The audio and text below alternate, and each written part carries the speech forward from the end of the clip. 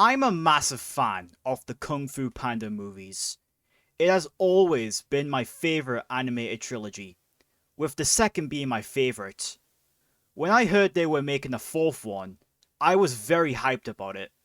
And after watching it, my reaction was quite interesting. Many consider this the worst of the four Kung Fu Panda movies. I agree. But is this a bad movie? Not by any means. Kung Fu Panda 4 is still a really great movie in its own right. And now, I'm going to share my opinion on why I enjoyed this film, and what I think could have been done to make it better. This is my review on Kung Fu Panda 4. And here's what I think this film did good with, and what it did wrong with. Warning! This video does contain spoilers for Kung Fu Panda 4. So for anyone that hasn't seen the film yet, and doesn't want to be spoiled, you can click off the video and watch later.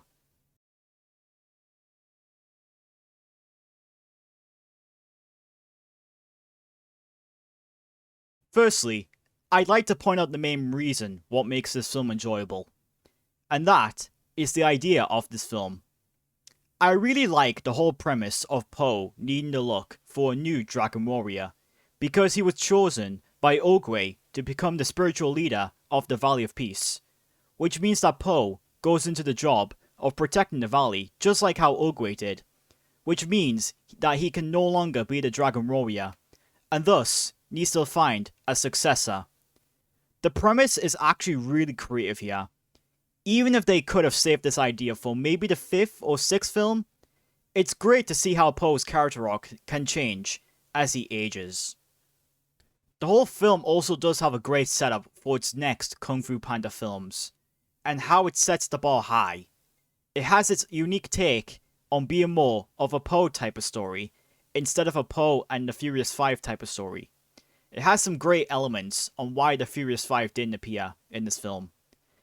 For your information, the film's budget was fairly low, and the actors for the Furious 5 were too expensive to get, hence why they made silent cameo appearances at the end of the film.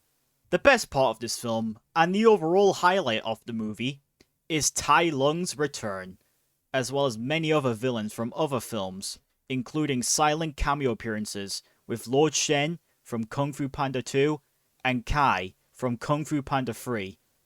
Because the chameleon stole Po's Staff of Wisdom, she was able to open the portal of the Spirit Realm and bring back all the villains from Po's past, with Tai Lung being the biggest example. Even though Tai Lung's character development could have been better, it's pretty tolerable here.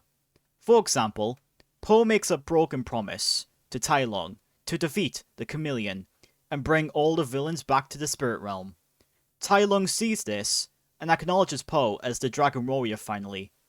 Even if it was short, it's nice that the villains had a redemption arc. To be expected for many other animated films, this also boasts some sharp animation, being more detailed and clean than the other Kung Fu Panda films, and also with some good looking additional effects. To be honest, a budget this low with impressive animation is pretty good in its own right, due to being more advanced. The film also has great voice acting for the characters, despite them sounding a little older than usual. Still, it's always a charm to hear the joy that Jack Black brings to Po. Viola Davis as the chameleon is also good, and Ian McShane returning as Tai Lung after so long. He's still got it in him, and is more emotional sounding like, rather than being cruel and mean in the first film. Great music score is also featured in this film, like before, and has some great bangers. For example, the song that plays at the end of the film, Baby One More Time, is Jack Black's take on the Britney Spears song. It's actually way more catchy than the actual song, because you hear Jack Black singing it beautifully, as he nails the lines and puts excitement in the song, as well as like a punch to the lyrics. It's a great example of Jack Black singing in real life, and how he does this beautifully. One more positive thing I can say about this film is the final action sequence involving Po and the chameleon. For example, being useful with her shape-shifting like abilities, the chameleon transforms into literally every single villain in the entire Kung Fu Panda series and mixes them all up into one big villain. She also has an epic climax shape-shifting into Po, and we get an epic battle between her and Po. With strong power battling against strong power, it is truly satisfying. Now for my negatives about this film. First of all, the whole amazing idea of this film being poorly executed on film, because Po at the end chose Jen as his successor as the Dragon Warrior. Many people are mad about this, and to be honest, I'm kind of the same. Jen looks like she would be part of the Furious Five and what they do now, not the Dragon Warrior. Also, not to mention that Po being the Dragon Warrior is the big part of these films, and this film basically ruins it. Jen should have been an apprentice to Po, like a teacher teaching a student type of a relationship. Also, Po is still quite young to pass his title, so I hope that the future films can tell us more about this. Another bad thing about this film, basically getting it out the bag. No Furious 5. No Tigress, no Monkey, no Viper, no Crane, and no Mantis. Sure, they appear at the end, and we do get a nice exclamation on what they were actually currently doing in the film's plot, but it's so weird not seeing them at all. That's how it enables a Kung Fu Panda film to stand out. A protagonist defeating bad guys with sidekicks. Jen just feels like a, oh yeah, she exists type of character, just to help Po defeat the chameleon becoming the new Dragon Warrior. Li Shan and Mr. Ping are also kinda just there in the plot, just so they could always keep an eye on Po. Something else I don't like about this film is the lack of Tai Lung. Sure, it's exciting to see him and the other old villains back on screen, but they are barely used in this film, and Tai Lung's screen time being very minimal. He was even advertised everywhere in posters, trailers, and clips, but he's barely used in this film. And I also think his redemption arc with Po could have been done a lot better. He should have also tried to reconcile with Shifu, since they still aren't on good terms. Unlike him and Po, he accepted Po as the Dragon Warrior, and that's about it. Finally, this film's villain, being the chameleon, is easily the worst of the Kung Fu Panda film villains. Her powers are awesome, and she also has a passable design. But her writing and backstory is sort of empty here, and has very little room to make here.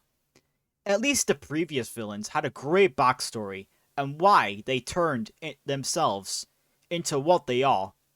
But here, the chameleon has almost nothing. She's small, and she was rejected because of this?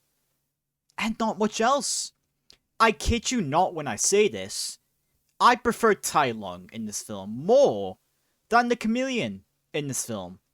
And even Tai Lung, like I said, wasn't executed the best.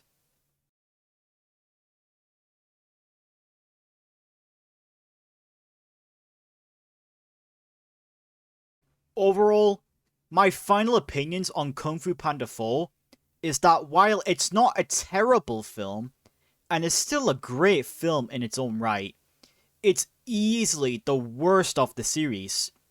Sure, it's memorable, and has some great elements here and there, but that can also be said for the rest of the films. There are simply way too many problems that hold it back. Kung Fu Panda I have always loved. From the first, second, and even the third was really enjoyable. But this, I think they could have done more. Not saying it's a bad film by any means. In fact, I still find this to be a really good film. But it's definitely a disappointment in the franchise. And I hope the developers do more in the future to give this franchise, which is said to have 2 more films after this one, a satisfying conclusion arc to Po, as well as many of its side characters that follow. If you want some proper Kung Fu Panda action, just watch the first and second films, as they are definitely worth your time. Just don't have high expectations going into this one, as it will definitely leave you with an overall mixed opinion on the film itself, and how it could have been done a lot better or a lot worse. What is your opinion on Kung Fu Panda 4? Where does it rank on your Kung Fu Panda film ranking list? Do you agree with the fact that it could have been way better? And what are you hoping for in the future with Poe? Post your opinions in the comments section, and also don't forget to leave a like if you enjoyed this video, and subscribe to my channel if you're new and wanting some more content on this channel. Thanks for watching. Kung Fu Panda 4 is definitely overshadowed by its predecessors and many other animated stories, but it's still great in its own right.